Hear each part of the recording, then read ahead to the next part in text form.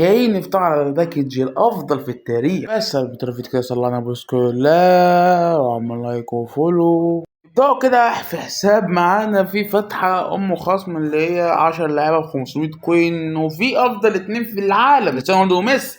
فهل هيقتل حد منهم الفيديو ده ولا لا؟ هتلاقي بدايتها مش لابد كده، يعني اول 500 بهايلايت.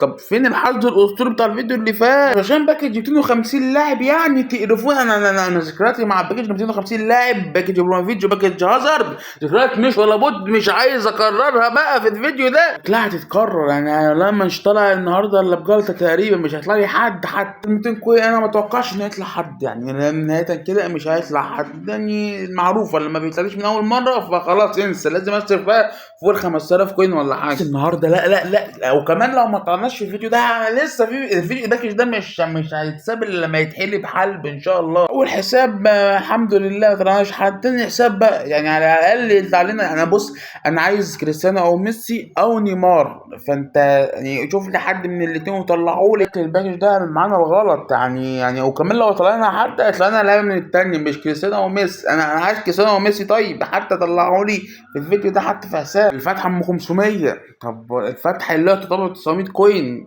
بس عايزين لاعب واحد بس، لاعب واحد. يوه يعني هو طلبت لاعبين ولا 3 لعيبه في باكج واحد؟ اقول لك عايز لاعب من التوبات بس.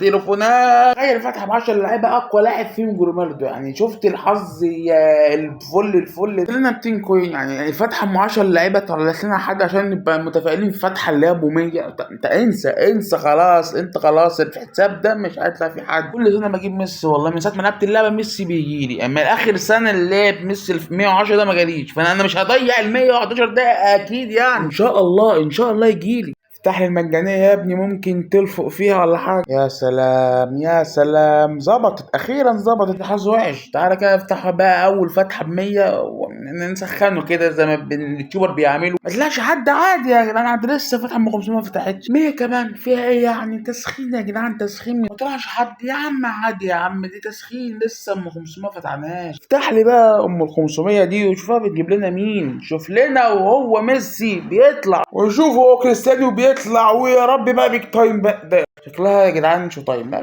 شو تايم يعني مين؟ نيمار.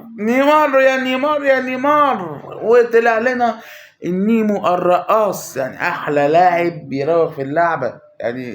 انسى بقى اللي جاي بقى، بس احنا عايزين كريستيانو برضه او ميسي. تفتكر بقى اخر فتحتين بتجيب حد ولا كفته يعني؟ ما دام يطلع لك حد لحد ما يطلع لك التاني لازم تصرف كتير.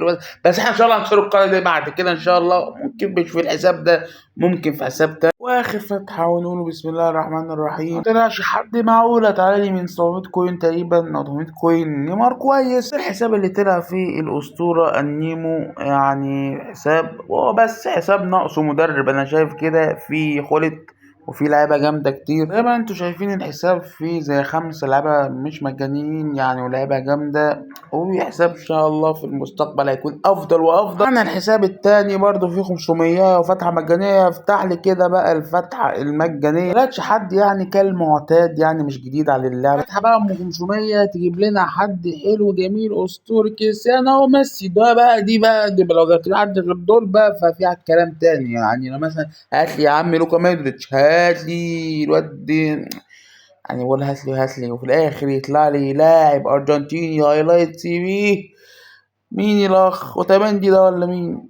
اوتامندي يعني. الراجل ده عنده كام سنه يا جدعان؟ يلا يعني حساب تالت ورابع وخامس لحد ما يطلع لنا الاسطورتين دول يعني. اول فتحه مجانيه ونقول بسم الله، ما فيهاش حاجه كالمعتاد يعني. ومعنا هنا بقى الفتحة أم 500 بس. أنا بقى نفتح 500 نفتحوا الفتحة المجانية بتاعت الباكج الإيبك ده. أي لاعب من الباكج ده مثلا هيجيلي هيفيدني، فأتمنى مثلا يا عم أجويرو يعني. شكله الحارس يا جدعان، الحارس سيمان حارس الأرسنال. والله ناس كتير بتقول حلو، ولكن أنا مش مقتنع بيه الصراحة. أم 500 وآخر فتحة تقريبا في الفيديو، فأتمنى تبقى ختامها مسك ويطلع لنا مثلا دبل ولا حاجه من ضمنهم كريستيانو او ميسي عشان الدنيا تحلو كده. ودي ايبك ولكن شكلها نيمار تاني.